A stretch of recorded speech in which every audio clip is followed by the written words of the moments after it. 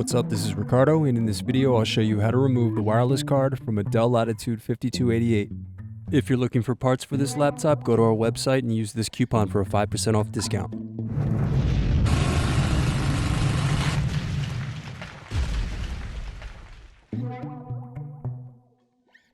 First, remove screws to loosen and then pry apart bottom base.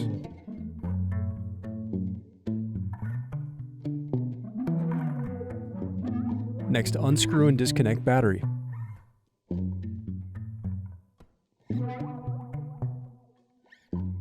Now unscrew and remove bracket. Then disconnect antenna cables and remove wireless card. Thanks for watching. Don't forget to like and subscribe if you enjoyed this video. And if you need more, check out this playlist to watch other tutorials for your laptop. You can also click here to find parts for your laptop at partspeople.com.